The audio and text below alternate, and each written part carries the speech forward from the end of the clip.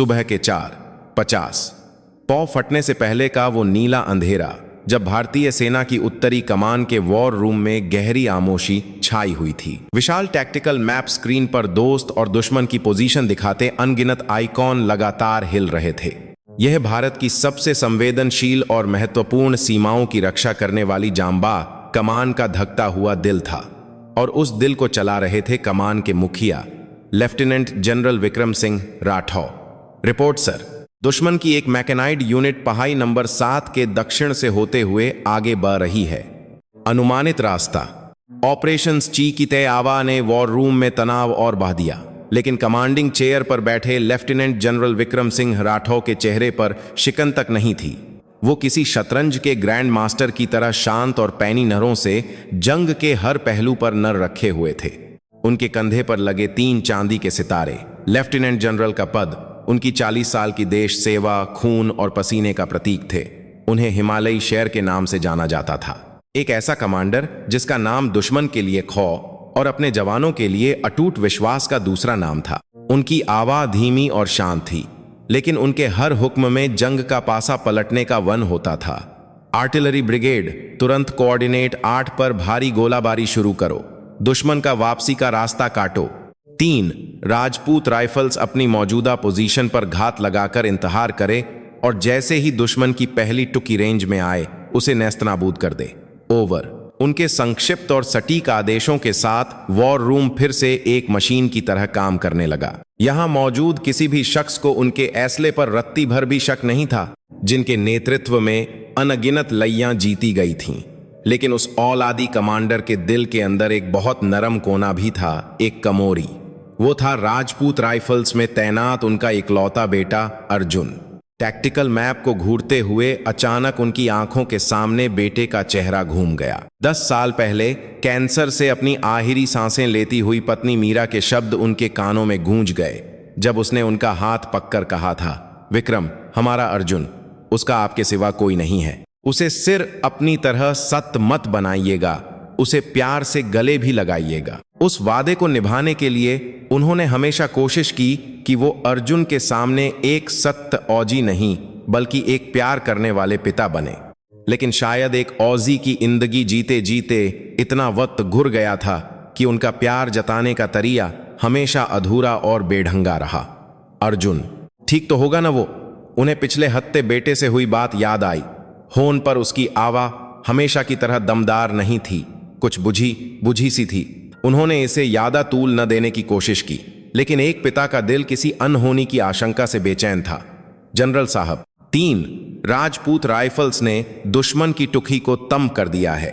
EDC की विजय। Report ने general Rathore को यालों से बाहर निकाला। वो फिर से हिमालयी शेर के रूप में लौटे और अगला हुक्म दिया, बहुत अच्छे, पूरी ब्रिगेड को टोटल ऑफेंसिव का आदेश दो। दुश्मन को चारों तरफ से घेर कर तम करो। वॉर रूम जीत के नारों से गूंज उठा, लेकिन जनरल के दिल में अपने बेटे के लिए चिंता की एक छोटी सी चिंगारी अब भी सुलग रही थी, और उन्हें इस बात का अंदाजा बिल्कुल नहीं था कि वो चिंगारी आज एक ऐसी आग बनने वाली थी जो उनके वजूद को झकझोर कर रख देगी। सफलतापूर्वक वॉर गेम थम करने के बाद जनरल राठौर पौ फटने के वक्त अपने सरकारी बंगले पर लौटे। जैसे ही उन्होंने दरवाजा खोला, पूरी कमान को हुक्म देने वाला हिमालयी शेर एक आम, कुछ हद तक अकेले आधे उम्र के इंसान में बदल गया। पत्नी के जाने के बाद से वो बासा बंगला हमेशा एक आलीपन और सन्नाटे से भरा रहता था।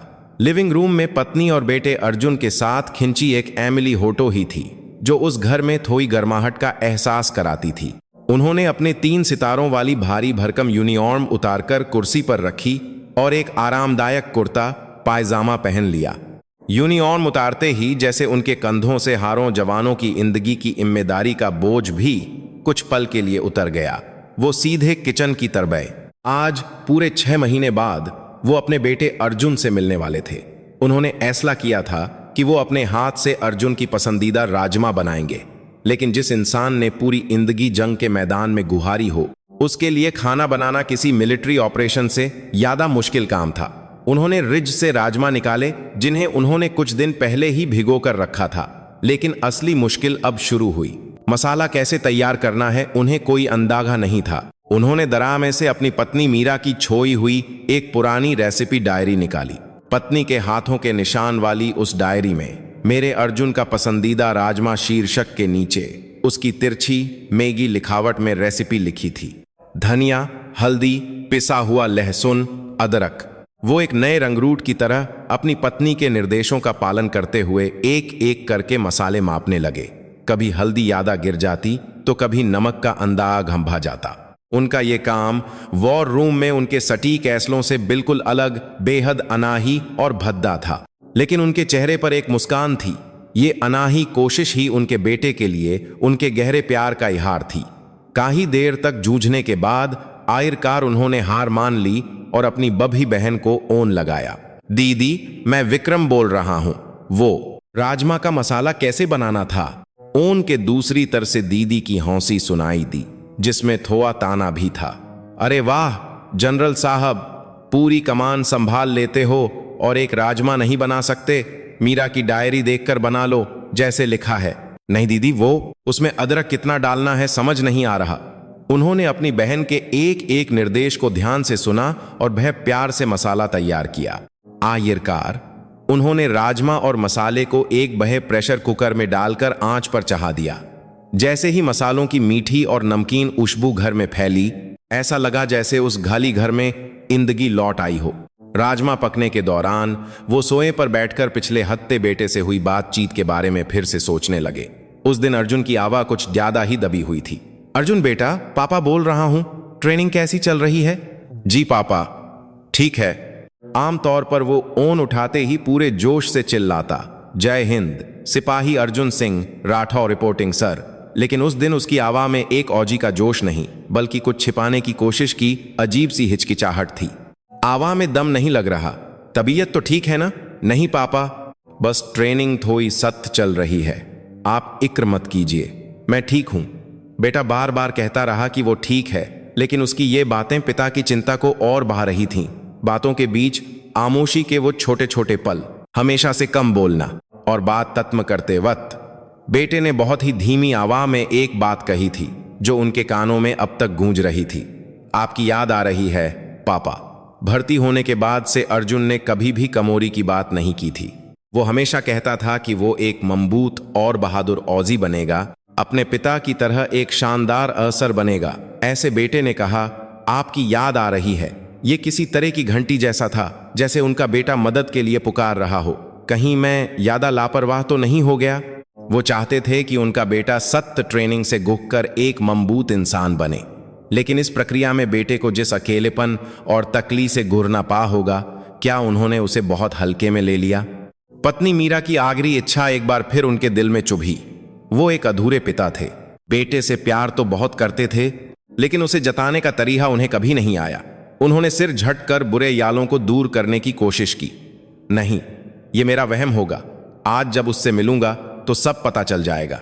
उन्होंने प्यार से पके हुए राजमा को एक बब्बे टिफिन बॉक्स में भरा, इस उम्मीद के साथ कि उनका बेटा इसे खाकर फिर से तात हासिल करेगा। प्यार से पैक किया हुआ टिफिन बॉक्स बगल की सीट पर रखकर जनरल विक्रम सिंह राठौर ने अपनी गाय राजपूत राइफल्स की यूनिट की तरबा दी।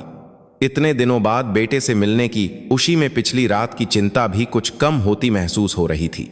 रास्ते में उन्होंने एक बार बेटे अर्जुन को होन लगाया। वो बस आखिरी बार पक्का करना चाहते थे कि मुलाकात हो सकती है या नहीं, और अगर उसे कुछ और चाहिए हो तो पूछ ले। कुछ रिंग्स के बाद होन उठा। हेलो। ओन से आती बेटे की आवाज पिछले हफ्ते से भी ज्यादा गहरी और दबी हुई थी। अर्जुन बेटा, पापा बोल रहा हूं, मैं निकल चुका हूं, बस 1 घंटे में पहुंच जाऊंगा। पापा, अर्जुन की आवाज में उसी से ज्यादा घबराहट थी। तुम्हारे लिए तुम्हारा पसंदीदा राजमा बनाया है, और कुछ चाहिए हो तो बताओ, कैंटीन से कुछ ले आऊं? विक्रम ने बर्दस्ती उशमियाज आवाज में पूछा। ओन पर कुछ पल की आमोशी छा गई। वो कुछ पल विक्रम को सदियों जितने लंबे लगे, और आखिरकार बेटे के जवाब ने उनके दिल को डुबो दिया। पापा प्लीज आज मत आइए। क्या मतलब? क्यों? यहां यूनिट में कुछ प्रॉब्लम है। आज मुलाकात बंद है। मां करना पापा, आप अगले हफ्ते आ जाइए। अर्जुन की आवाज में एक अजीब सी मिन्नत थी, जैसे वो सच में गिगगिहा रहा हो कि वो ना आए। उस मिन्नत के पीछे किसी अनकहे औ की गहरी परछाई थी। कैसी प्रॉब्लम? अचानक मुलाकात क्यों बंद हो गई? विक्रम की आवाज अनजाने में ही एक कमांडर की तरह सख्त हो गई। लेकिन बेटा कोई ठोस वजह बताए बिना बस मां कर दीजिए दोहराता रहा। ओन कटने के बाद विक्रम ने स्टीयरिंग व्हील को इतनी ओर से पक्का कि उनकी उंगलियों के पोर सज्जेद पक गए। 40 साल के औजी तजुर्बे से मिला उनका अंतर्ज्ञान, अनगिनत मुश्किल हालात से निकलकर पैनी हुई उनकी समझ, और इन सब से ऊपर एक पिता की सहज प्रवृत्ति, सब मिलकर उनके दिमाग में तरह का अलार्म बजा रहे थे।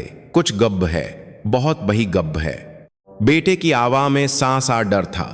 वो सख्त ट्रेनिंग का डर नहीं था, वो किसी बेकाबू तरह के सामने एक बेबस इंसान का डर था। विक्रम ने चलती गाही को सख्त किनारे रोका और एक गहरी सांस ली। उनके दिमाग में एक सख्त कमांडर और एक चिंतित पिता के बीच जंग छिड़ गई। फौज में ऐसी छोटी मोटी मुश्किलें आती रहती हैं। मर्द का बच्चा है, उद संभाल लेगा, कमांडर के दिमाग ने कहा। नहीं, वो उस तरह में है, मुझे अभी जाना होगा, पिता के दिल ने चीख कर कहा। उन्हें अपनी पत्नी की आखिरी इच्छा याद आई, उसे प्यार से गले भी लगाइएगा। उन्होंने हमेशा बेटे के लिए एक मजबूत पिता बनने की कोशिश की, लेकिन एक प्यार करने वाले, सहारा देने वाले पिता नहीं बन पाए। बेटा जो मदद का सिग्नल भेज रहा है, उसे वो फिर से औजी होने के नाम पर निखरंदा नहीं कर सकते थे। उन्होंने ऐसला कर लिया, हाँ मैं जाऊंगा, अपनी आंखों से जाकर देखूंगा। उन्होंने फिर से गाय स्टार्ट की, लेकिन उनके मन में एक आखिरी दुविधा थी। यूनिफॉर्म में एक कोर कमांडर की हैसियत से जाएं या एक आम पिता बनकर। उन्होंने कुछ पल सोचा, अगर उन्होंने अपनी जनरल की पहचान आहिर कर दी तो पूरी यूनिट में हकंप मच जाएगा और शायद अर्जुन और बभी मुसीबत में फंस जाए। सच्चाई का पता लगाने के लिए उन्हें एक साये की तरह आमोशी से काम करना होगा। उन्होंने गाड़ी सबसे घरीबी ढाबे की तरफ मोड़ ली। वहां से उन्होंने एक पुरानी आरामदायक जैकेट और एक टोपी खरीदी, जैसी चीजों को वो आम तौर पर देखते भी नहीं थे। गाही में ही उन्होंने यूनिफॉर्म उतारकर वो आम कपड़े पहन लिए। जैसे ही उन्होंने कंधे से 3 सितारे हटाए, वो भारतीय सेना के लेफ्टिनेंट जनरल नहीं रहे। वो सिर्फ एक ऐसे आम पिता थे जो अपने बेटे की इक्र में भागा जा रहा था। बगल की सीट पर रखा टिफिन बॉक्स गाही के हिलने से हल्की आवाज कर रहा था। उसके अंदर बेटे के लिए उनके अधूरे प्यार के साथ साथ अब एक तरनाक यकीन में बदल चुकी गहरी चिंता भी बंद थी। लेफ्टिनेंट जनरल विक्रम सिंह राठौर जब राजपूत राइफल्स की यूनिट पहुंचे तो सुबह के 10 बज रहे थे।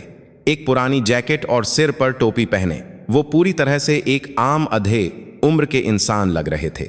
उनकी गाही भी किसी जनरल की शानदार काली गाही नहीं, बल्कि एक पुरानी सेडान थी। गेट पर खजे संतरी ने बिना किसी शक के उनकी गाही को अंदर जाने दिया। विजिटर्स रूम वीकेंड होने की वजह से मुलाकात करने आए परिवारों से खचाखच भरा था। विक्रम भी दूसरे आम पिताओं की तरह एक कोने में चुपचाप बैठकर अपनी बारी का इंतजार करने लगे। उन्होंने चारों ओर देखा। बेटों से मिलकर उश होते माँ बाप, अपनी गर्लफ्रेंड के सामने अक दिखाते नौजवान औजी। ये एक शांत और उशनुमा माहौल था, लेकिन विक्रम को सब कुछ अजीब और असहज लग रहा था, क्योंकि वो पूरी जिंदगी एक कमांडर की हैसियत से यूनिट्स में आए थे, एक पिता की हैसियत से वो यहाँ पहली बार आए थे। आखिरकार उनकी बारी आई और वो रिसेप्शन काउंटर पर गए। वहां बैठा एक नौजवान हवलदार रूखेपन से बोला, किससे मिलना है? सिपाही अर्जुन सिंह राठौर से। मैं उसका पिता हूं। विक्रम ने ठड़ते हन नरम आवाज में जवाब देते हुए बगल में रखा टिफिन बैग उठाया। हवलदार ने लिस्ट देखी और फिर एक ऐसी शक्ल बनाई जैसे उसे पहले से सब पता हो। ओ, सिपाही अर्जुन सिंह राठौर से तो अभी मिलना मुश्किल है। क्यों, क्या हुआ? सुबह तो होन पर ऐसी कोई बात नहीं थी। विक्रम की आवाज में चिंता झलक रही थी। उसे ते बुहार है, इसलिए मेडिकल इंस्पेक्शन में रूम में आइसोलेशन में रखा गया है। इन्फेक्शन का तरह है, इसलिए नियम के मुताबिक मिलना मना है। हवलदार का जवाब बिल्कुल रटा रटाया था, इतना सधा हुआ जैसे इसकी तैयारी पहले से की गई हो। विक्रम ने अपनी भवें सिकोई। बुहार इतना थे? सुबह तो कह रहा था कि वो ठीक है जी, कल रात से अचानक ते बुहार चक गया, अभी आराम कर रहा है। अच्छा, तो क्या मैं बस एक पल के लिए उसका चेहरा देख सकता हूं? दूर से ही सही। एक बाप का दिल है, बेटे का चेहरा देखकर ही तसल्ली होगी। उन्होंने एक बेचैन पिता की सारी भावनाएं अपनी आवा में भरकर कहा, लेकिन हवलदार का जवाब सच था। नियम के हिला है सर, बिल्कुल नहीं। प्लीज समझने की कोशिश कीजिए। विक्रम ने और सवाल नहीं पूछे। लेकिन उनकी पैनी नहरों ने हवलदार की एक छोटी सी हरकत पक ली थी। हवलदार की आंखें बार बार पीछे बने ओएस की तरफ जा रही थीं, जैसे वो किसी के इशारे का इंतजार कर रहा हो या किसी की नहर से डर रहा हो। विक्रम ने उस तरफ देखा तो विजिटर्स रूम के पीछे बने ऑफिस के शीशे के पार एक आदमी उन्हें घूर रहा था। भैरव सिंह, हवलदार।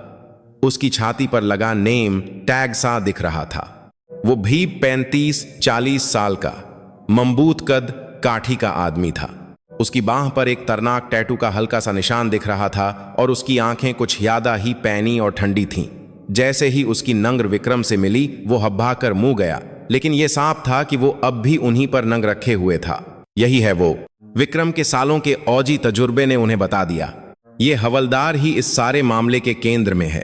उन्होंने फिर से हवलदार क्लर्क की तरफ मुड़ कर और भी ज्यादा चिंतित पिता की आवाज में पूछा, तो कब तक मुलाकात हो पाएगी?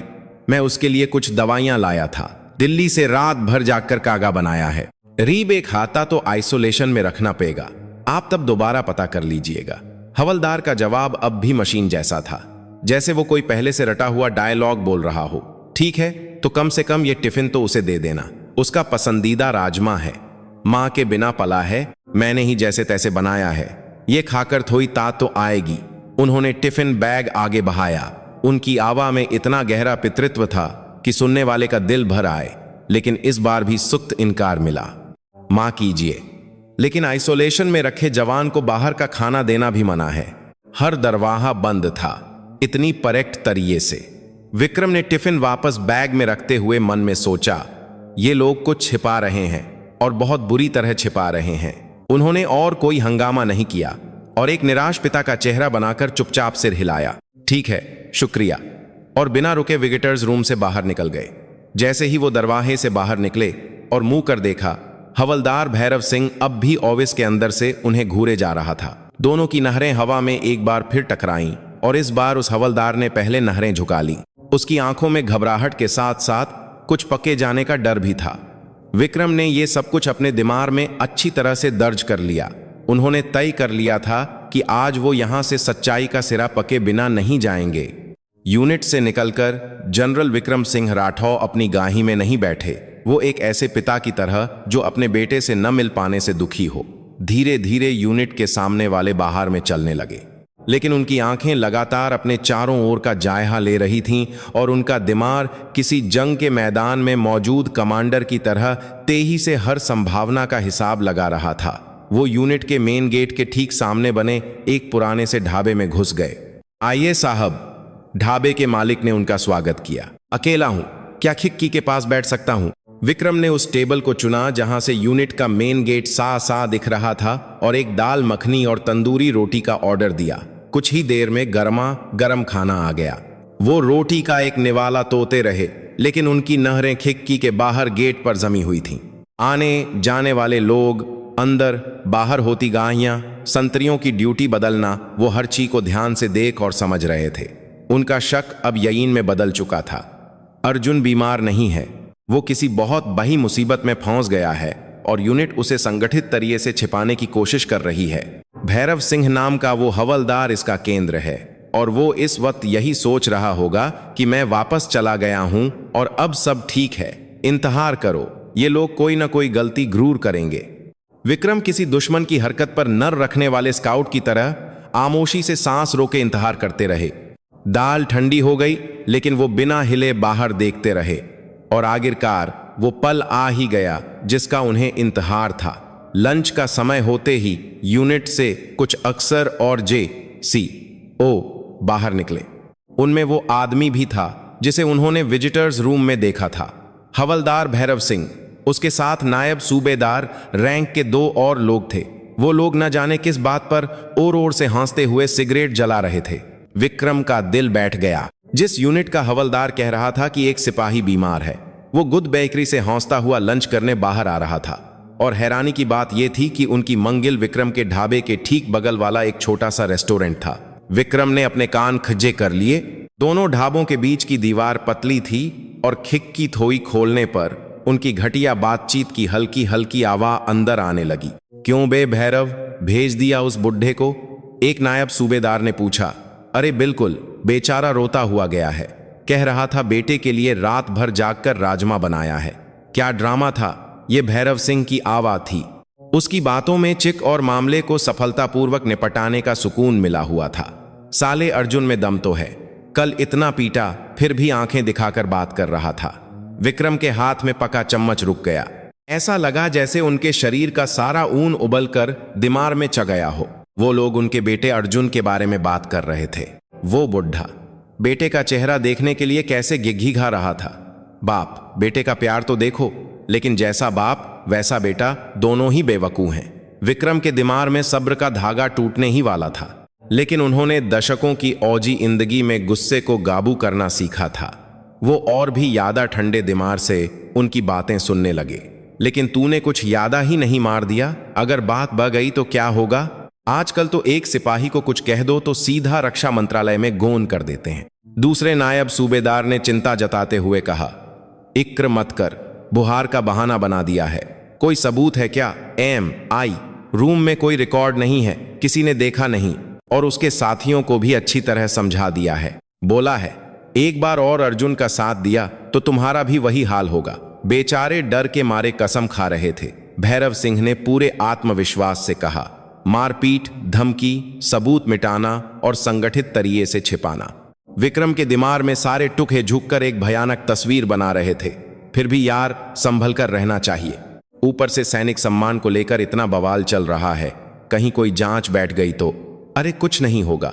हमारे कमांडिंग ऑफिसर लेफ्टिनेंट कर्नल आलोक वर्मा साहब किसके लिए हैं? वो हमारे साथ हैं, कल ही तो रिपोर्ट दी थी। बोले, भैरव अपने तरीके से संभाल लो, बस बात बाहर नहीं जानी चाहिए, यूनिट की बदनामी होगी।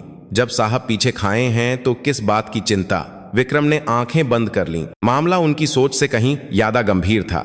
ये सिर्फ एक हवलदार की गुंडागर्दी नहीं थी, ये कमांडिंग ऑफिसर की मिली भगत से पूरे सिस्टम में लगी एक सन थी, और उनका बेटा अर्जुन उस सये हुए सिस्टम का शिकार था।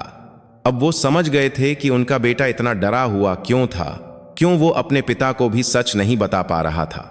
वैसे मानना पड़ेगा, अर्जुन की हिम्मत तो है तो राजपूत का खून। अगले हफ्ते जब घाव भर जाएंगे तब उसे असली मानसिक शिक्षा देनी पचेगी। उसे बताना पचेगा कि सीनियर से बान लहाने का मतलब क्या होता है। विक्रम अब और नहीं सुन सकते थे। वो अपनी जगह से उठे, चुपचाप बिल चुकाया और ढाबे से बाहर आ गए। उनका चेहरा ग्रेनाइट की चट्टान की तरह ठंडा और सख्त हो चुका था। गुस्सा अपनी हदें पार कर एक ठंडे इरादे में बदल चुका था। आज उन्होंने समझ लिया था कि अपने बेटे और इस देश के हर बेटे की रक्षा के लिए उन्हें क्या करना है। अब हिमालयी शेर के शिकार का वक्त शुरू हो चुका था। ढाबे से निकलकर लेफ्टिनेंट जनरल विक्रम सिंह राठौर सीधे अपनी घाई की तरफ गए। घाई में बैठते ही उन्होंने पूरी ताकत से स्टीयरिंग व्हील पर एक घूंसा मारा। धम्म की एक भारी आवाज आली घाई में गूंज उठी। उनके कंधे हल्के हल्के कांप रहे थे। 40 साल की औजी जिंदगी में वो कभी भी अपनी भावनाओं पर इस तरह भावु नहीं खोए थे। गुस्सा उनके सिर पर चक चुका था। उनका मन कर रहा था कि अभी यूनिट में वापस जाएं, भैरव सिंह का गिरेबान पखें और उसे उसके किए की सदें, अपनी रैंक बताएं और उन घमंडी चेहरों को डर से बिकते हुए देखें। लेकिन उन्होंने किसी तरह उस आवेग को दबा लिया। वो अच्छी तरह जानते थे कि इस वक्त झब्बात में आकर कोई भी दम उठाना अर्जुन को और भेतरे में डाल सकता है। गुस्से के साथ साथ गहरे दुख और आत्म ग्लानि की एक लहर ने उन्हें घेर लिया। उन्होंने बगल की सीट पर रखे उस टिफिन बॉक्स को देखा, जिसकी गर्माहट अब खत्म हो चुकी थी। अर्जुन का पसंदीदा राजमा। इसे खाकर उश होते हुए बेटे का चेहरा सोचकर उन्होंने रात भर जाग कर इसे बनाया था। मैं अपने बेटे की रक्षा नहीं कर पाया। उन्हें 10 साल पहले अस्पताल के बिस्तर पर अपनी आखिरी सांसें लेती पत्नी मीरा का चेहरा याद आया। उसने उनका हाथ पककर आंसुओं के साथ मिन्नत की थी, विक्रम, हमारा अर्जुन, उसका आपके सिवा कोई नहीं है। उसे सिर अपनी तरह सख्त मत बनाइएगा, उसे प्यार से गले भी लगाइएगा। मां कर दो मीरा, मैं तुमसे किया वादा नहीं निभा पाया। उनके मुंह से एक दबी हुई सिसकी निकल पड़ी। पत्नी के जाने के बाद पहली बार उनकी आंखों से गर्म आंसू बह निकले। उन्होंने हमेशा बेटे के लिए एक मजबूत पिता बनने की कोशिश की। जब उसने कहा कि वो औज में भर्ती होना चाहता है तो अंदर से चिंता होने के बावजूद उन्होंने बाहर से उसकी पीठ थपथपाते हुए कहा था, शाबाश बेटा, ये हुई न मर्दों वाली बात। उन्हें यकीन था कि यही उसे मजबूत बनाने का तरीका है, लेकिन ये उनका घमंड था। उन्होंने उस दर्द और अकेलेपन को नजरअंदाज कर दिया जिससे शायद उनका बेटा घुर रहा था। बेटे ने जो मदद के सिग्नल भेजे उन्होंने मजबूत बनने की प्रक्रिया का नाम देकर अनसुना कर दिया। आपकी याद आ रही है पापा? पिछले हफ्ते बेटे का वो बेदम सा वाक्य अब एक अंजर की तरह उनके दिल में चुभ रहा था। बेटा चिल्ला रहा था, बचाओ, मदद करो, और ये बेपरवाह बाप उसे समझ भी नहीं पाया। कई देर रोने के बाद जब उनके आंसू थमे तो उनके चेहरे पर दुख या आत्मग्लानि का कोई भाव नहीं था। उसकी जगह ले ली थी औलाद जैसी ठंडी और मजबूत निखरत ने, जो सब कुछ जलाकर राख कर सकती थी। हाँ, रोने का वक्त नहीं है। उन्होंने अपनी हथेली से आंसू पोंछे। एक पिता का दुख अब काजी हो चुका था। अब वक्त था भारतीय सेना के एक लेफ्टिनेंट जनरल, एक कमांडर की तरह काम करने का। हवलदार भैरव सिंह और उसके साथियों ने सिर्फ उनके बेटे अर्जुन को नहीं पीटा था, उन्होंने भारतीय सेना के सम्मान को मिट्टी में मिलाया था। देश ने उन्हें जो पवित्र अधिकार दिए थे उनका दुरुपयोग कर सबसे कमजोर जवानों को कुचला था। और उनके पीछे एक भ्रष्ट कमांडर था जो सब कुछ जानते हुए भी चुप था। ये सिर्फ मारपीट का मामला नहीं था, ये औज की नींव को हिला देने वाला एक अक्षम्य देशद्रोह था। विक्रम ने फिर से स्टीयरिंग व्हील पकड़ा। उनकी आंखों में वही ठंडक और पैनापन लौट आया था जो सुबह वॉर रूम में जंग की कमान संभालते वक्त था। उनके दिमाग में एक अचूक ऑपरेशन का प्लान तैयार हो चुका था। पहला, सबूत इकट्ठा करना। उनकी बातचीत की रिकॉर्डिंग एक मजबूत सबूत थी, लेकिन और ठोस सबूत चाहिए। अर्जुन के घाव, दूसरे पीड़ित जवानों के बयान और MI रूम में रिकॉर्ड न होना, यह खुद में एक बड़ा सबूत होगा। दूसरा, अचानक हमला। उन्हें सपने में भी गुमान नहीं होगा कि मैं सब कुछ जान चुका हूं। कल सुबह जब वो सबसे ज्यादा बेइक्र होंगे तब सबसे अप्रत्याशित तरीके से उन पर हमला करना होगा। तीसरा, सिर सा नहीं, सिस्टम में सुधार। इस मामले को सिर्फ भैरव सिंह के अपराध तक सीमित नहीं रखना है, उसे बचाने वाले कमांडिंग ऑफिसर और ऐसी संस्कृति को पनपने देने वाली पूरी व्यवस्था की जवाबदेही तय करनी होगी। इसके लिए सिर्फ एक पिता की तात्काही नहीं होगी, एक कोर कमांडर के पूरे अधिकार और जिम्मेदारियों का इस्तेमाल करना होगा। उन्होंने फैसला कर लिया। कल वो अपने बेटे की यूनिट में दोबारा जाएंगे, लेकिन आज की तरह एक पुरानी जैकेट पहने हुए आम पिता बनकर नहीं, बल्कि भारत के कानून और सेना के अनुशासन को हाथ में लिए एक जनरल बनकर, और अपने बेटे को कुचलने वालों को और उन्हें बचाने वाले उस सचे हुए सिस्टम को वो ये एहसास कराएंगे कि जब एक बेटे का पिता और अपने जवानों से प्यार करने वाला एक कमांडर सच में नाराज होता है तो क्या होता है। अगली सुबह पौ फटने से भी पहले 4 बजे जनरल विक्रम सिंह राठौर की नींद खुल गई। वो पूरी रात एक पल के लिए भी सो नहीं पाए थे, लेकिन उनका दिमाग पहले से कहीं ज्यादा सा और तेज था। एक पिता के गर्म आंसू अब बेटे के लिए इंसान की ठंडी आग में बदल चुके थे। वो अपने ड्रेसिंग रूम में गए। कल वाली पुरानी जैकेट और टोपी एक कोने में पज्जी थी। उनका हाथ अलमारी के सबसे अंदरूनी हिस्से की तरबा, जहां उनकी पहचान, उनकी सेरेमोनियल यूनिफॉर्म टंगी थी। उन्होंने धीरे धीरे किसी पवित्र अनुष्ठान की तरह उस यूनिफॉर्म को बाहर निकाला। सबसे पहले उन्होंने बिना एक भी सिलवट वाली एकदम सीधी पैंट पहनी। कपकपे का एहसास होते ही उन्हें लगा कि वो फिर से एक औजी बन गए हैं। फिर शर्ट और ट्यूनिक पहनी। उन्होंने एक एक बटन को सावधानी से और सही जगह पर बंद किया। आखिरी बटन बंद होते ही उनका शरीर एक कमांडर के सीजहाजहार रूप में ढल चुका था। और फिर उनकी छाती, उनकी बाईं छाती पर अनगिनत मेडल और रिबन लगे थे, जिनमें उनकी 40 साल की औजी जिंदगी का पूरा इतिहास समाया हुआ था। परम विशिष्ट सेवा मेडल, उत्तम युद्ध सेवा मेडल, सेना मेडल। हर मेडल के साथ उनका खून, पसीना और देश के लिए कुर्बान की गई जवानी की यादें जूही थीं। उन्होंने उंगलियों से उन मेडलों को धीरे से सहलाया। ये सिर चमकते हुए तमगे नहीं थे, ये उन्हें दी गई जिम्मेदारी का वन थे, और आज उनके हाथ में इंसान की तलवार बनने वाले थे। आखिर में उन्होंने अपने कंधे पर 3 सितारों वाला लेफ्टिनेंट जनरल का रैंक इंसिग्निया लगाया। चांदी के 3 सितारे उनके कंधे पर भारी और शान से चमक रहे थे। ये रैंक उन्हें बेपनाह अधिकार देता था, लेकिन उतनी ही भारी जिम्मेदारी भी।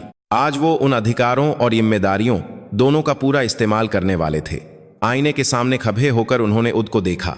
आईने में अब वो पिता नहीं था जो अपने बेटे के लिए अनागीपन से राजमा बना रहा था। उसकी जगह खा था, ठंडे गुस्से और गौलादी इरादों से लैस भारतीय सेना की उत्तरी कमान का कमांडर, हिमालयी शेर, लेफ्टिनेंट जनरल विक्रम सिंह राठौर। उन्होंने अपनी मेज पर रखी अपनी सुनहरी नेम प्लेट उठाई। उस पर सा लिखा था लेफ्टिनेंट जनरल विक्रम सिंह राठौर। आमतौर पर किसी आधिकारिक कार्यक्रम के बिना वो इसे साथ नहीं ले जाते थे, लेकिन आज इसकी जरूरत थी। ये नेम प्लेट उनके घमंडी झूठ और पाखंड को चकनाचूर करने वाला हथौड़ा बनने वाली थी। उन्होंने नेम प्लेट को अपनी यूनिफॉर्म की अंदरूनी जेब में रख लिया। सारी तैयारी पूरी करने के बाद उन्होंने अपने ड्राइवर को गोन किया। हवलदार साहब, तुरंत जनरल के बंगले पर पहुंचो, मंगिल, जम्मू। ओन के दूसरी तरफ ड्राइवर एक पल के लिए चौंक गया, लेकिन फिर हमेशा की तरह शांत आवाज में बोला, जी जनरल साहब। कल वाली पुरानी गाही की जगह एक काली शानदार कमांड कार तेजी से बंगले के सामने आकर रुकी। गाही में बैठते हुए उन्होंने आगरी ओन अपने ईडीसी को किया, मेजर, तुरंत आर्मी चीफ के ऑफिस से हॉटलाइन पर संपर्क साधने की तैयारी करो। मेरे सिग्नल के 1 मिनट के अंदर लाइन कनेक्ट होनी चाहिए। यह एक आपातकालीन स्थिति है। यूनिट की तरफ जाते हुए उन्होंने कल सुनी गई उनकी बातचीत को एक बार फिर दिमाग में दोहराया। उनकी घटिया हौंसी, बेटे का महाक उघाने का तरिया और अपने जुर्म को छिपाने की उनकी नीच हरकतें, ये सब उनके गुस्से को और भड़का रहा था। लेकिन उनका चेहरा बर की तरह ठंडा था और पिछली सीट पर बैठे उनके शरीर में कोई हरकत नहीं थी। आज एक पिता और एक कमांडर एक सजे हुए सिस्टम को तोड़ने के लिए एक जंग शुरू करने जा रहा था, और उस जंग की शुरुआत उसी विजिटर्स रूम से होनी थी जहां कल उन्हें बेइज्जत किया गया था। अगले दिन सुबह 10 बजे जनरल की काली कमांड कार, जिस पर 3 सितारे लगे थे, एक डरावनी शान के साथ राजपूत राइफल्स यूनिट के मेन गेट पर आकर रुकी। गेट पर खजे संतरियों ने जिंदगी में पहली बार किसी आर्मी कमांडर की गाही देखी थी, और वो हक्के बक्के रह गए और औरन सैल्यूट ठोका। जनरल राठौर गाही से नहीं उतरे, बल्कि अपने ड्राइवर के गृह अंदर बर भिजवाई। सिपाही अर्जुन सिंह राठौर के पिता मुलाकात के लिए। कल वाली ही वजह सुनकर विजिटर्स रूम में हलचल मच गई। कल का वो देहाती बुढ़ा आज एक जनरल की गाही में आया है। ये बर सुनकर रिसेप्शन पर बैठा हवलदार घबरा गया। जब तक वो हब्बी में हवलदार भैरव सिंह को जोन करता, जनरल राठौर गाही से उतर चुके थे और बिना किसी लखाहट के एक मजबूत चाल से विजिटर्स रूम की तरफ आ रहे थे। जैसे ही उन्होंने विजिटर्स रूम का दरवाजा खोला, अंदर का सारा शोर जैसे किसी ने बंद कर दिया हो। कल वाली पुरानी जैकेट नहीं थी, एकदम कक इस्त्री की हुई आर्मी जनरल की यूनिफॉर्म, छाती पर सजे मेडल और कंधे पर चमकते 3 सितारे। उनके बर्दस्त रौब के सामने विजिटर्स रूम की हवा पल भर में भारी और ठंडी हो गई। कल वाला हवलदार ये देखकर कि सामने खड़ा इंसान कल वाला ही बुढ़ा है, उसका चेहरा सजेद पक गया। वो अपनी कुर्सी से उछलकर खड़ा हो गया और लगभग अपने आप सैल्यूट ठोक दिया। जय हिंद सर, आप यहाँ कैसे? विक्रम ने उसे नरंदा किया और धीरे धीरे रिसेप्शन काउंटर की तरफ गए, और फिर उन्होंने अपनी यूनिफॉर्म की जेब से सुनहरी नेम प्लेट निकालकर टक की आवा के साथ काउंटर पर रख दी। आवा यादा थे नहीं थी, लेकिन उसने विजिटर्स रूम में मौजूद हर इंसान का दिल दहला दिया। हवलदार की आंखें नेम प्लेट पर लिखे शब्दों पर जम गईं। ले, जनरल विक्रम सिंह राठौर, GOC इन सी, उत्तरी कमान। उसके पैर कांपने लगे। जैसे ही उसे एहसास हुआ कि ये वही आम पिता है जिसे उसने कल नियम बताकर भगा दिया था, और वो कोई और नहीं बल्कि भारतीय सेना की सबसे ताकतवर कमानों में से एक का मुखिया, एक 3 स्टार जनरल है, उसकी दुनिया ही उज गई। कल तुमने कहा था कि मेरा बेटा बीमार है। विक्रम की आवाज धीमी और शांत थी, लेकिन उसमें बर जैसी ठंडक थी। हवलदार कोई जवाब नहीं दे सका, बस कांपता रहा। तभी विजिटर्स रूम के पीछे वाले ऑफिस से हवलदार भैरव सिंह भागता हुआ बाहर आया। उसने विक्रम के रैंक देखे और उसका चेहरा अविश्वास और घबराहट से पीला पड़ गया। जय हिंद जनरल साहब, मैं हवलदार भैरव सिंह, 5 राजपूत राइफल्स। आप हमारी यूनिट में कोई गास काम। हवलदार भैरव सिंह, विक्रम ने उसकी बात काट दी। कल तुमने रिपोर्ट दी थी कि मेरा बेटा सिपाही अर्जुन सिंह राठौर बीमार होने की वजह से आइसोलेशन में है। वो भैरव सिंह पसीने पसीने हो गया और हकलाने लगा। जब वो कुछ सोच ही रहा था तभी यूनिट के कमांडिंग ऑफिसर लेफ्टिनेंट कर्नल आलोक वर्मा भी तेजी से विजिटर्स रूम में आए। जनरल साहब, ये क्या हो रहा है? आप हमारी यूनिट में आ रहे थे और कोई बर भी नहीं दी। ले, कर्नल वर्मा ने स्थिति को समझते हुए घबराहट में कहा। कर्नल वर्मा, मैं आज यहां एक आर्मी कमांडर की हैसियत से नहीं आया हूं। मैं यहां अपने बेटे सिपाही अर्जुन सिंह राठौर के पिता के तौर पर आया हूं। विक्रम ने अपना परिचय दिया। जनरल साहब, मैं समझता हूं, लेकिन यह हमारी यूनिट का अंदरूनी मामला है और हम अपने कमांड के अनुसार। वर्मा ने शांत रहने की कोशिश करते हुए सेना के नियमों और प्रक्रियाओं की लेकर स्थिति को टालने की कोशिश की, लेकिन विक्रम उसके छिछले दांव को पहले ही समझ चुके थे। मेरे बेटे को पीटा गया है। विक्रम की आवाज एक ऑक्टेव और नीचे चली गई और बर की तरह ठंडी हो गई। और तुम लोगों ने इसे बुगार बताकर झूठ बोला और मामले को दबाने की कोशिश की। क्या यह भी राजपूत राइफल्स का अंदरूनी मामला है? विजिटर्स रूम में अचानक सन्नाटा छा गया। दूसरे मुलाकाती और उनके परिवार भी सांस रोके इस तरह देख रहे थे। जज, जनरल साहब, ऐसी कोई बात नहीं है। ध्रुव कोई लतहमी हुई है। मैं उद तस्दीक करूंगा। अभी इसी वक्त मेरे बेटे सिपाही अर्जुन सिंह राठौर को यहां लेकर आओ।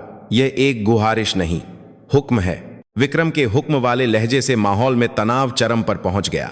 ले, कर्नल वर्मा और हवलदार भैरव सिंह एक दूसरे को देखते हुए हिचकिचा रहे थे। उनके दिमाग में बस यही चल रहा था कि इस स्थिति से कैसे निकला जाए।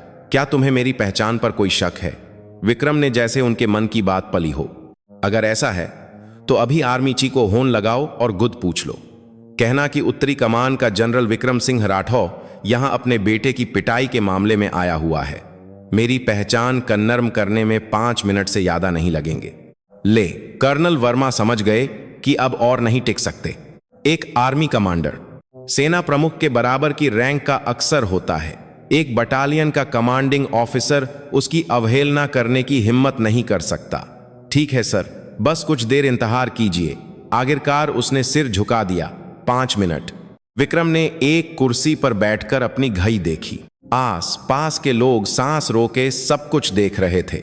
एक 3 स्टार जनरल अपने बेटे के लिए गुद एक यूनिट में आकर सीओ और हवलदार पर दबाव बना रहा है। ये एक अवास्तविक दृश्य था। सब समझ रहे थे कि यह मामला आगे चलकर कितना बहा तूफान लाने वाला है। नरक जैसे लंबे 3 मिनट घूरे।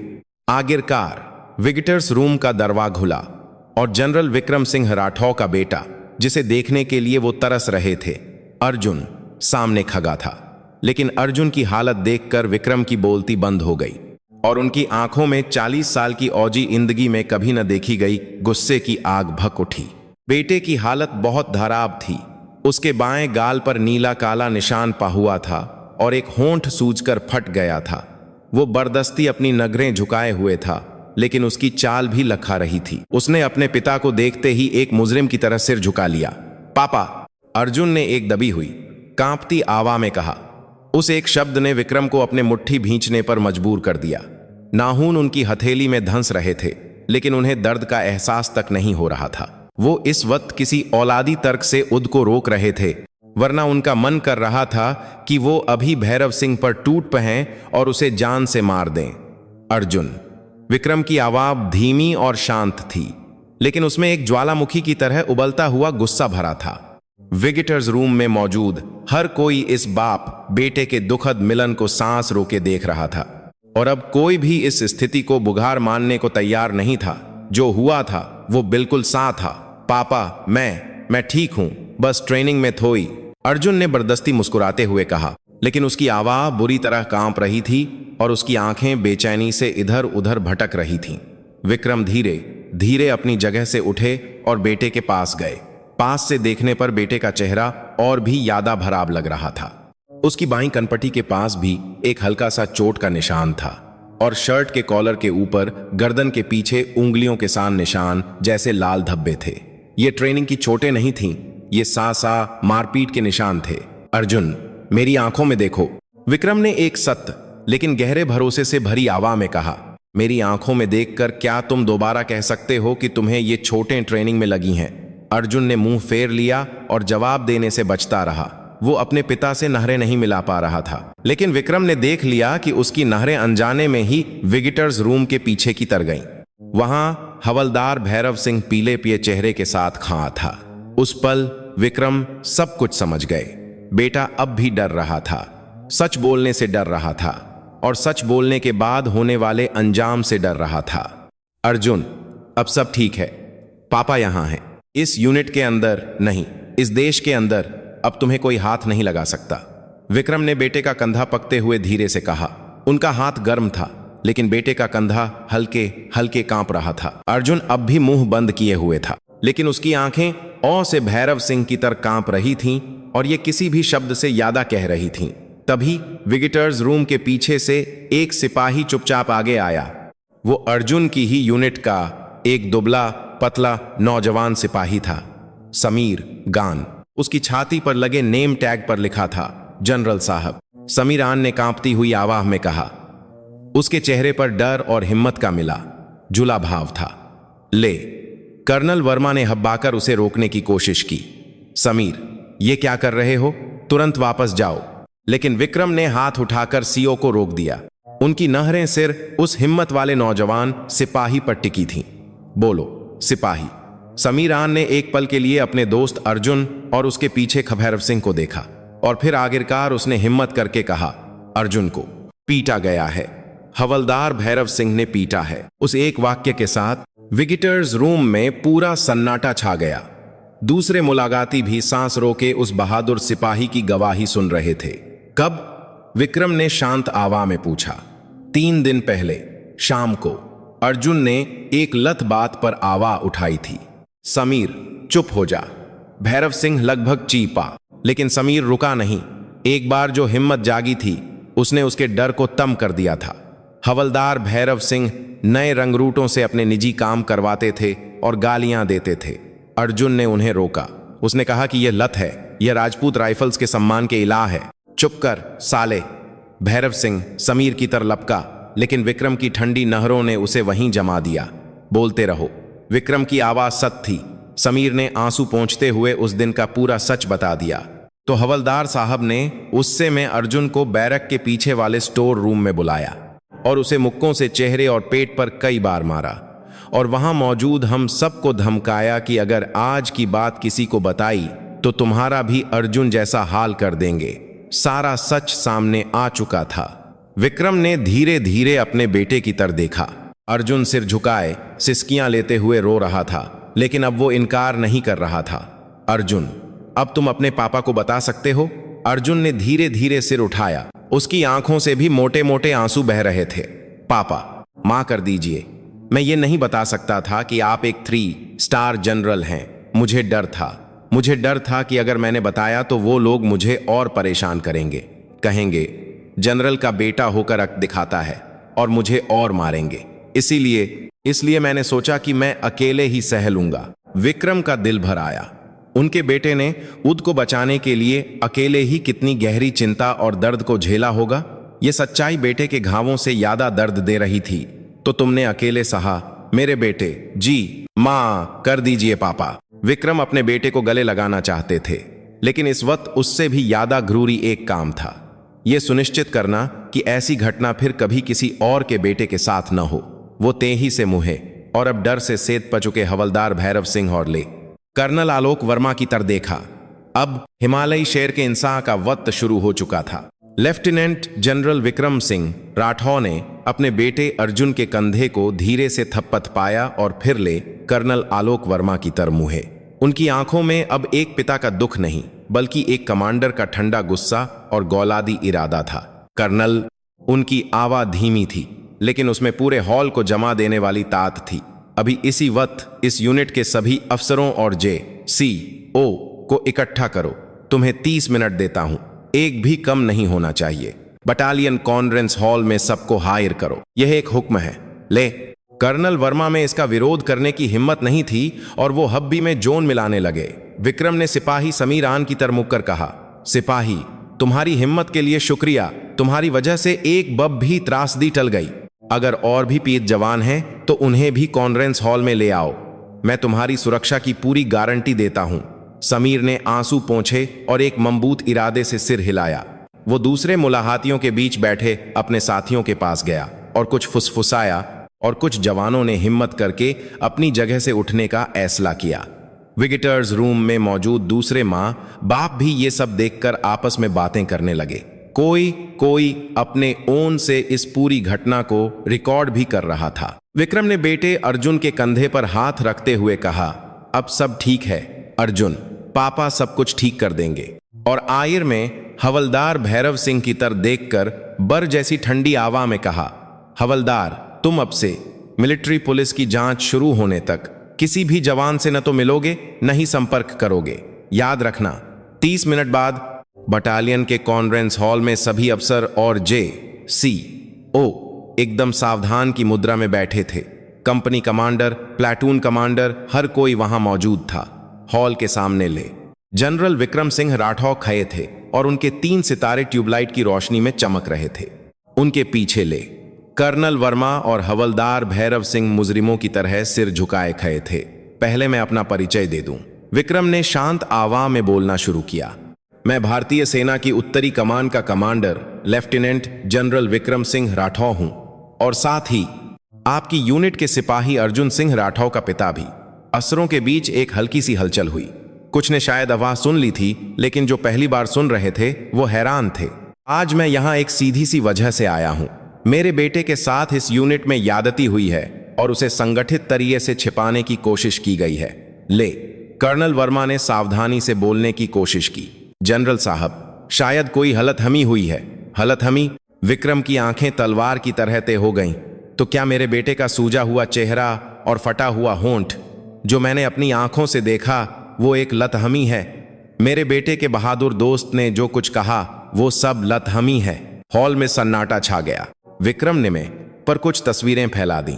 ये विजिटर्स रूम में जल्दी में खींची गईं। अर्जुन के घावों की तस्वीरें थीं। क्या ये ट्रेनिंग की चोटें लगती हैं? यहां मौजूद सभी कमांडर जवाब दो।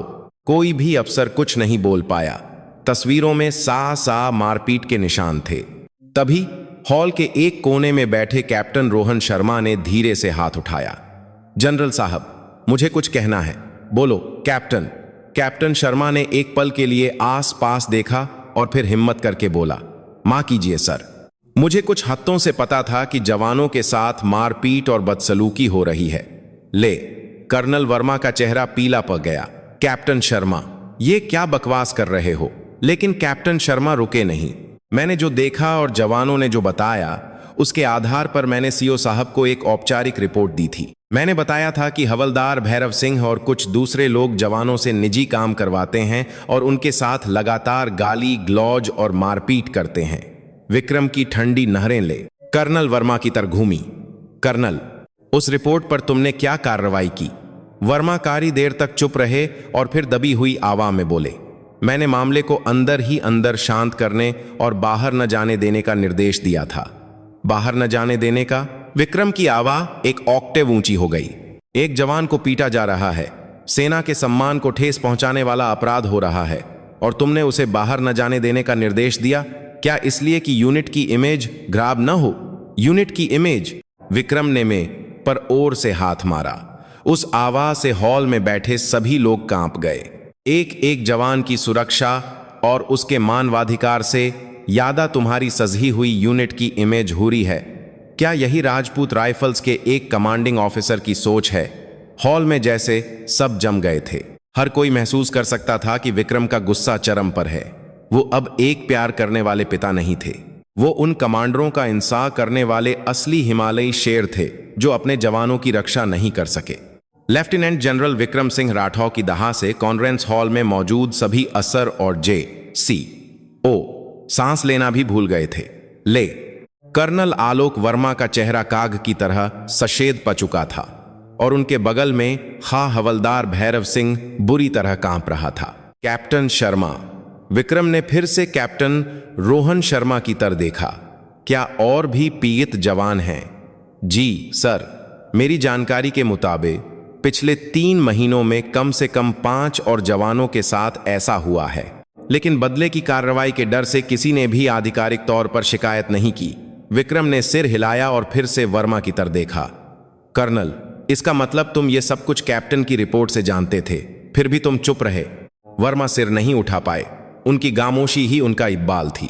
क्यों किया ऐसा? वजह बताओ। विक्रम की आवाज़ अजीब तरीके से शांत थी, लेकिन उसमें तूफान से पहले की खामोशी थी। मैं यूनिट की इक्त बचाना चाहता था। वर्मा ने दबी हुई आवाज़ में बहाना बनाया। अगर ऐसी ग्राबर बाहर जाती तो पूरी राजपूत राइफल्स की बदनामी होती, इसलिए मैं मामले को अंदर ही अंदर सुलझाना चाहता था। इत्त? विक्रम ने एक बेतुकी हंसी हंसी। कौन सी इत्त की बात कर रहे हो तुम? एक सच्चे हुए घाव को तब तक छिपाए रखना जब तक कि वो फट न जाए, और ऊपर से सब कुछ ठीक होने का दिखावा करना। क्या यही है तुम्हारी राजपूत राइफल्स की इत्त? वो अपनी जगह से उठे और वर्मा के सामने एक दम बए। उनकी परछाई ने वर्मा को पूरी तरह से ढक लिया। एक असली औजी की ईत अपने सबसे कमजोर जवान की रक्षा करने से शुरू होती है। जिस यूनिट में जवान डर के साए में जीते हों, वहां कोई ईत नहीं हो सकती। तुम एक कमांडर के तौर पर अपनी सबसे बुनियादी जिम्मेदारी निभाने में नाकाम रहे हो। तुम्हें यूनिट की इमेज की नहीं, अपनी कुर्सी और अपने प्रमोशन की यादा इक्र थी, है ना? विक्रम की फटकार एक अंजर की तरह वर्मा के दिल में उतर गई। वो अब कोई बहाना नहीं बना पाए और लख आकर गिरने ही वाले थे। तभी कॉन्फ्रेंस हॉल का दरवाजा खुला और सिपाही समीर आन के साथ 3-4 और जवान अंदर आए। उनके चेहरों पर डर था, लेकिन अब एक नई हिम्मत भी थी। जनरल साहब, हमें भी कुछ कहना है, समीर ने कांपती आवाज में कहा। बोलो। समीर के बगल में खड़े एक जवान ने रोते हुए बोलना शुरू किया। हम हवलदार भैरव सिंह से इतना डरते थे कि कुछ नहीं कह पाए। वो रोज धमकाते थे कि अगर किसी ने मुंह खोला तो उसका भी अर्जुन जैसा हाल कर देंगे। दूसरे जवान ने आगे कहा। अर्जुन को पीटने के बाद हवलदार साहब ने सबसे कहा कि अगर किसी ने बाण खोली तो उसे अर्जुन से भी बुरा मारेंगे। विक्रम की मुट्ठी अपने आप भिंच गई। उनका बेटा अर्जुन दूसरे जवानों को डराने का एक रिया बन गया था। ये सोचकर उनका गुस्सा और बक गया। अगर और कोई पीड़ित है तो सब बताओ। तीसरे जवान ने धीरे से अपनी आस्तीन ऊपर की। उसकी बांह पर एक गहरा नीला निशान था। ये 1 हफ्ते पहले हुआ। साई ठीक से नहीं की, इस बात पर मुझे थप्पड़ मारे और लातों से पीटा। चौथे जवान ने भी अपने माथे पर एक चोट का निशान दिखाते हुए कहा, 10 दिन पहले मेरे माँ बाप मुलाकात के लिए आए थे। मैंने उन्हें बताने की सोची, लेकिन हवलदार साहब को पता चल गया और उन्होंने रात में मुझे अकेले बुलाकर मेरा सिर दीवार पर पटका। जैसे जैसे जवानों की हिम्मत भरी गवाहियां सामने आती गईं, हॉल का माहौल और भी ज्यादा भारी होता गया। सारे सबूत भैरव सिंह और उसे बचाने वाले कमांडरों के इलाज थे। आखिरकार जैसे सब कुछ हार चुका हो, हवलदार भैरव सिंह वहीं घुटनों के बल गिर पा। जनरल साहब, मैंने बहुत बड़ा गुनाह किया है। वो फूट फूट कर रोने लगा। उसका पुराना घमंड कहीं नहीं था। सिर एक हारा हुआ दयनीय इंसान था। लती हो गई। बस एक बार मां कर दीजिए। मैं तो बस राजपूत राइफल्स का बिगहा हुआ अनुशासन ठीक करना चाहता था। अनुशासन? विक्रम की बरीली आवाज पूरे हॉल में गूंज उठी। जिस चीज को तुम अनुशासन कह रहे हो, वो बेबस रंगरूटों को मुक्कों से पीटना और धमकाना था। वो अनुशासन नहीं, तुम्हारी घटिया हिंसक प्रवृत्ति को पूरा करने का एक कायरतापूर्ण बहाना था। उन्होंने भैरव सिंह की तरफ देखना भी बंद कर दिया। उन्होंने हॉल में बैठे सभी अफसरों की तरफ देखकर धीमी आवाज में कहा, इस हॉल में जो भी अफसर ये सब जानते हुए भी चुप रहा, वो अभी उद खां हो जाए। मैं आखिरी मौका दे रहा हूं। उनके कहते ही कुछ अफसर पीले पीले चेहरों के साथ कांपते हुए अपनी जगह से खड़े हो गए। विक्रम ने उन्हें और टूटे हुए वर्मा और भैरव सिंह को ठंडी नहरों से देखा। अब इस सजी हुई कही को तोड़ने का वक्त आ गया था। कॉन्फ्रेंस हॉल में भारी खामोशी छाई हुई थी। धर्ष पर घुटने टेके भैरव सिंह की सिसकियां और अपनी जगह पर खोए कुछ अफसरों की तेज सांसों की आवाज ही उस खामोशी को तोड़ रही थी। Lieutenant general Vikram Singh Rathore hall के सामने आए और उन सबको एक एक कर देखा। उनके चेहरे पर गुस्से से ज्यादा गहरा दुख और निराशा का भाव था। अब मैं जो कहने जा रहा हूं वो एक हुक्म है। विक्रम की आवाज में एक अटूट इरादा था। पहला, हवलदार भैरव सिंह समेत सभी आरोपी अफसर और JCO तुरंत सभी जवानों से दूर रहेंगे और उन्हें उनकी ड्यूटी से निलंबित किया जाता है। मिलिट्री पुलिस के आने तक वो CO के ऑक्स में इंतहार करेंगे।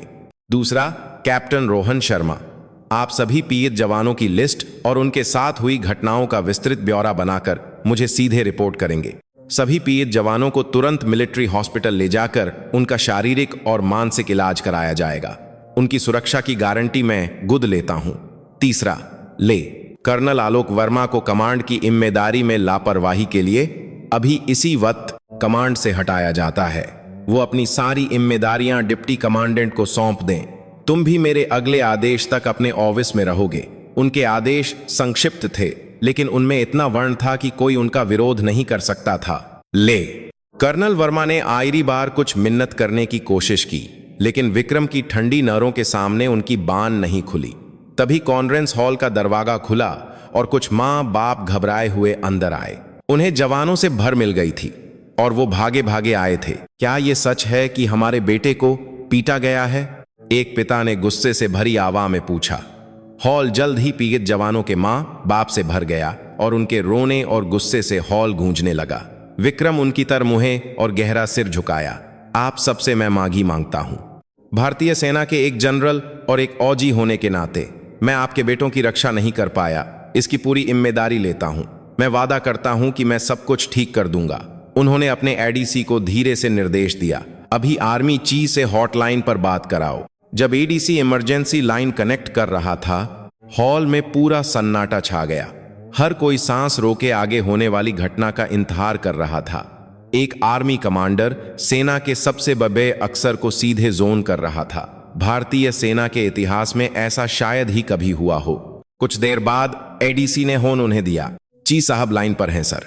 विक्रम ने गोन उठाया और धीमी लेकिन दमदार आवाज में कहा, जय हिंद, मैं लेफ्टिनेंट जनरल विक्रम सिंह राठौर उत्तरी कमान से बोल रहा हूं। चीफ साहब, आप ठीक हैं? ओन के दूसरी तरफ से आर्मी चीफ की हैरान आवाज सुनाई दी। विक्रम, ये क्या हो रहा है? तुम वहां क्या कर रहे हो? चीफ साहब, स्थिति आपातकालीन है, इसलिए सीधे मुद्दे पर आ रहा हूं। मैं इस वक्त राजपूत राइफल्स की एक बटालियन में हूं। मेरे अपने बेटे को इस यूनिट में सीनियर्स ने बुरी तरह पीटा है और यहां के कमांडरों ने इस मामले को संगठित तरीके से दबाने की कोशिश की है। यह सिर्फ अनुशासनहीनता का मामला नहीं है, यह एक ऐसा अपराध है जिसने हमारी पूरी सेना के सम्मान पर दाग लगाया है। उनकी आवाज शांत थी, लेकिन उसमें गुस्से का एक सैलाब था। इसीलिए मैं एक आर्मी कमांडर के तौर पर आपसे आधिकारिक अनुरोध करता हूं। मैं रक्षा मंत्रालय से एक संयुक्त जांच दल भेजने की सिफारिश करूंगा, जिसकी निगरानी सीधे जज एडवोकेट जनरल ब्रांच करे। मैं चाहता हूं कि आप भी सेना मुख्यालय स्तर पर इसमें पूरा सहयोग करें। इस सज्जी हुई जपजी को इस बार जपजी से उखाना ही होगा। जब वो बात कर रहे थे, हॉल में मौजूद हर कोई समझ गया था कि यह असली अंत की शुरुआत है। एक पिता का गुस्सा अब पूरी सेना को हिला देने वाला एक तूफान बन चुका था। होन रखकर विक्रम ने आखिरी बार मां बाप की तरफ देखकर कहा, अब यह शुरुआत है। मैं आगे रहकर आखिरी दम तक लूंगा ताकि हमारे बच्चों को फिर कभी ऐसी तकलीफ से न गुजरना पड़े। हॉल में मां बाप की तालियों की गगहट गूंज उठी और किसी ने राहत के आंसू बहाए। आखिरकार बदलाव का एक बंद दरवाजा एक पिता के गर्म आंसुओं और गुस्से से हमेशा के लिए खुल गया था। लेफ्टिनेंट जनरल विक्रम सिंह राठौर की एक ओन कॉल एक विशाल लहर बनकर पूरी भारतीय सेना में फैल गई। अगले ही दिन रक्षा मंत्रालय की एक विशेष संयुक्त जांच दल राजपूत राइफल्स की उस यूनिट में पहुंच गई।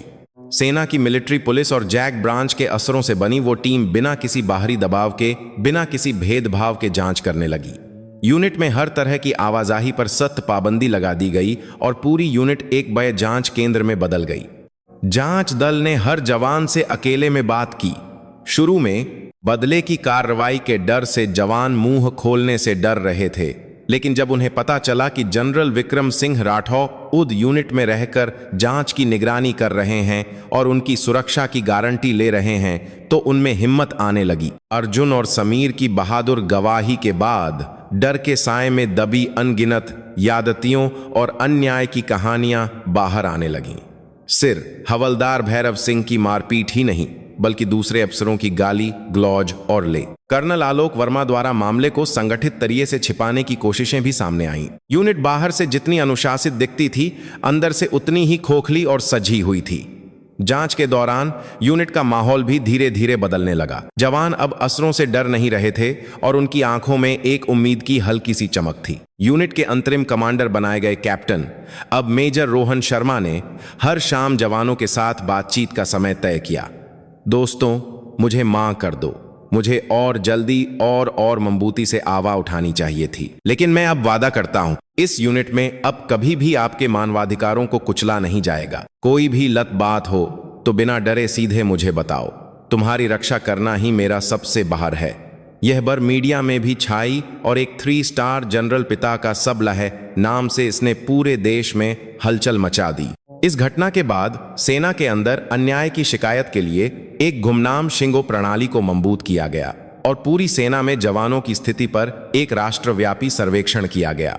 विक्रम का गुस्सा सिर्फ एक बेटे के लिए बदला नहीं, बल्कि पूरी सेना में एक बड़े सुधार का संकेत बन गया था। कुछ हफ्तों बाद रक्षा मंत्रालय की अंतिम जांच रिपोर्ट सामने आई। हवलदार भैरव सिंह और दूसरे दोषी अफसरों पर कोर्ट मार्शल चला और उन्हें सत्य सुनाई गई।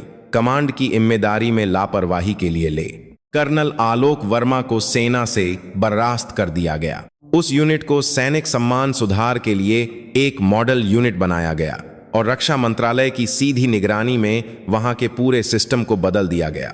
अर्जुन अपने सारे घाव भरने के बाद एक पूरी तरह से बदली हुई यूनिट में वापस लौटा।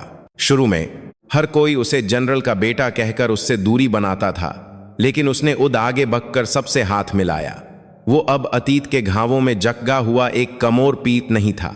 वो अपने पिता के पद को एक बोझ समझने के बजाय उस जिम्मेदारी को गर्व से स्वीकार कर रहा था और अपने साथियों की रक्षा करने वाला एक और भी मजबूत औजी बन रहा था। जब भी कोई नया रंगरूट मुश्किल में होता, वो सबसे पहले मदद के लिए पहुंचता और जब भी कुछ लत होते देखता तो सबसे पहले आवाज उठाता।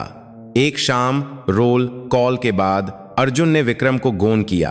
पापा, मैंने एक फैसला किया है। क्या फैसला बेटा? मैं भी एक अफसर बनना चाहता हूं, आपकी तरह। विक्रम एक पल के लिए चुप हो गए। उन्हें लगा था कि उनका बेटा सेना से नफरत करने लगेगा और बस अपनी नौकरी पूरी करना चाहेगा, लेकिन वो तो औजी अफसर बनने का फैसला कर चुका था। लेकिन पापा, मैं सिर्फ एक आम अफसर नहीं बनूंगा। मैं एक ऐसा कमांडर बनना चाहता हूं जो अपने जवानों को दिल से प्यार करे और उनकी रक्षा कर सके। इस घटना से मैंने सीखा है, असली ताकतवर औजी रैंक से नहीं बनता, बल्कि कमोर की रक्षा करने के जज्बे से बनता है। मैं भी आपकी तरह एक ऐसा ही औजी बनना चाहता हूं। विक्रम की आंखें भर आईं।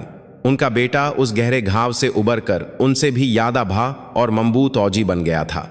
हाँ बेटा, मैं पूरी जिंदगी यही सुनना चाहता था। तुम जो भी फैसला करोगे, तुम्हारा पिता हमेशा तुम्हारे साथ है। उस घटना से शुरू हुई बदलाव की हवा अब राजपूत राइफल्स से निकलकर पूरी भारतीय सेना में फैल रही थी। हर यूनिट में जवानों की आवाज सुनने के लिए शिकायत पेटियों को मजबूत किया गया और कमांडरों के लिए मानवाधिकार की ट्रेनिंग अनिवार्य कर दी गई। जनरल विक्रम सिंह राठौर का शांत गुस्सा भारतीय सेना के भारी और बंद दरवाहों को खोलने वाले एक महान सुधार की शुरुआत बन गया था। उस घटना को कई साल बीत गए। इस दौरान भारतीय सेना में बहुत बदलाव आए। जनरल विक्रम सिंह राठौर को उनकी सेवाओं के लिए सेना के सर्वोच्च पद chief of army staff general के पद पर पदोन्नत किया गया। वो सेना के सबसे ऊंचे पद पर बैठकर सबसे निचले स्तर के जवान की आवाज का प्रतिनिधित्व करने वाले एक सच्चे कमांडर बने। और आज वो सेना प्रमुख के तौर पर नहीं, बल्कि एक पिता के तौर पर इंडियन मिलिट्री एकेडमी ईमा देहरादून की पासिंग आउट परेड में शामिल हुए थे। उनका बेटा अर्जुन सिंह राठौर अपनी लंबी और कठिन ट्रेनिंग पूरी करके आज भारतीय सेना में एक सेकंड लेफ्टिनेंट के तौर पर कमीशन ले रहा था। Gentleman cadet Arjun Singh Rathore. जैसे ही नाम पुकारा गया, एक शानदार यूनिफॉर्म पहने अर्जुन सधे हुए दमों से मंच पर चढ़ा। उसके चेहरे पर अतीत के घाव या डर का कोई निशान नहीं था, सिर्फ देश की रक्षा करने वाले एक अफसर का आत्मविश्वास और जिम्मेदारी थी। जनरल विक्रम सिंह राठौर मंच पर खड़े होकर गर्व भरी नहरों से अपने बेटे को देख रहे थे। उन्होंने अपने बेटे के कंधे पर सेकंड लेफ्टिनेंट के चमचमाते सितारे लगाए। जैसे ही ठंडे धातु के सितारे कंधे से लगे, अर्जुन ने अपने पिता को एक ओरदार और मजबूत सैल्यूट किया। जय हिंद। विक्रम ने चुपचाप अपने बेटे के कंधे को ओर से थपथपाया। उस एक पल में दोनों बाप बेटे ने आंखों में बहुत कुछ कह दिया।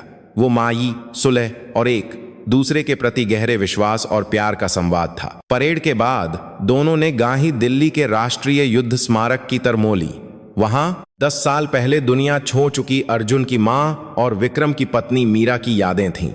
अर्जुन ने अपने साथ लाए सफेद फूलों का एक गुलदस्ता धीरे से स्मारक के एक पत्थर के पास रख दिया। वो काजी देर तक खामोशी से उसे देखता रहा और फिर धीमी आवाज में बोला, मां, मैं अर्जुन हूं। मैं औज में असर बन गया। आपको बहुत चिंता हो रही होगी, है ना? पर अब मैं ठीक हूं। मैं पहले जैसा कमोर नहीं हूं, बल्कि उस घटना की वजह से ही मैं समझ पाया कि मुझे कैसा औजी बनना है। उसने एक बार अपने पिता की तरफ देखा और फिर स्मारक की तरफ मुड़ कर कहा, मां, मैं पापा की तरह एक मजबूत औजी बनूंगा, लेकिन साथ ही मैं पापा से भी ज्यादा नरम दिल कमांडर बनूंगा। एक ऐसा अफसर जो अपने जवानों को अपनी जान से ज्यादा प्यार करे और उनकी रक्षा करे, ताकि मेरे जैसा दर्द फिर किसी और को न सहना पे। आप बस ऊपर से देखती रहिएगा मां, और मैं एक ऐसा बेटा बनूंगा जिस पर पापा को हमेशा गर्व हो। उसके दिल से निकले वादे को सुनकर जनरल विक्रम सिंह राठौर की आंखें नम हो गईं। उन्होंने चुपचाप अपने बेटे के कंधे पर हाथ रखा। बेटे का कंधा अब इतना चौड़ा और मजबूत हो चुका था कि वो उस पर सहारा ले सकते थे। उन्होंने अपनी पत्नी की याद में मन ही मन कहा, देख रही हो मीरा, हमारा बेटा कितना शानदार इंसान बन गया है।